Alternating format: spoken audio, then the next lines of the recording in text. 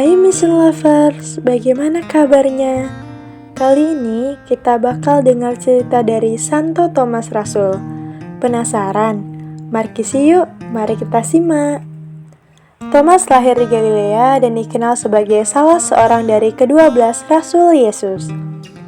Banyak keterangan tentang pribadinya dapat kita temukan di dalam Injil Yohanes. Thomas, yang disebut juga Didimus, artinya kembar, adalah seorang nelayan pembantu. Ia tidak memiliki perahu sendiri seperti Petrus dan Andreas. Hidupnya hampir selalu serba kekurangan. Hal inilah yang membuat dia bersikap selalu hati-hati, pesimis, dan cepat menyangka akan terjadi hal yang buruk atas dirinya.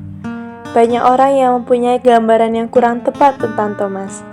Meskipun demikian, Thomas dikenal pemberani.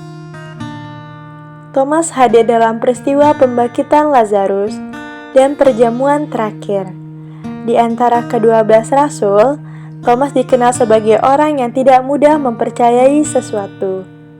Sikapnya ini terlihat dengan sangat jelas dalam kaitannya dengan peristiwa penampakan Yesus setelah kebangkitannya. Thomas seorang yang terus terang, polos dan tidak malu-malu, menyatakan ketidaktahuannya.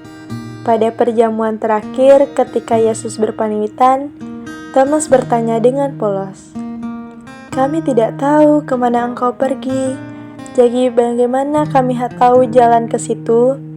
Keraguan Thomas ini mengundang Yesus untuk menyikapi rahasia Tritunggal yang mendalam itu. "Akulah jalan kebenaran dan hidup. Tak seorang pun datang kepada Bapa tanpa melalui aku. Kalau kamu mengenal aku, kamu juga mengenal Bapa-Ku." Sikap ragu-ragu Thomas tampak jelas sekali dalam sikapnya terhadap berita penampakan Yesus kepada para rasul. "Sebelum aku melihat bekas paku pada tangannya, dan sebelum aku mencucurkan jariku ke dalam lambungnya, sekali-sekali aku tidak akan percaya." Sikap Thomas ini Santo Agustinus menulis dengan pengakuannya dan dengan menjamah luka Tuhan. Ia sudah mengajarkan kepada kita apa yang harus dan patut kita percayai.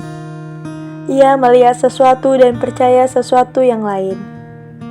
Matanya memandang kemanusiaan Yesus, namun imannya mengakui kealahan Yesus.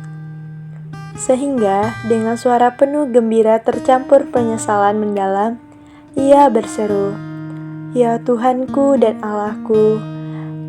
Kepadanya Yesus bersabda, "Karena kau telah melihat aku, maka engkau percaya. Berbahagialah mereka yang tidak melihat namun percaya." Kata Yesus ini masih berkumandang aktual hingga dewasa ini. Menurut tradisi yang dibeberkan, Santo Ambrosius dan Hieronymus, Thomas menyabarkan kabar gembira ke arah timur dengan mengikuti jalan para pedagang, yaitu ke Syria, Armenia, Persia, dan juga India, dekat Madras di kota Malaipur. Thomas menerima mahkota kematirannya. Baik teman-teman, demikian kisah tentang Santo Thomas Rasul. Sampai jumpa di cerita Santo Santa berikutnya.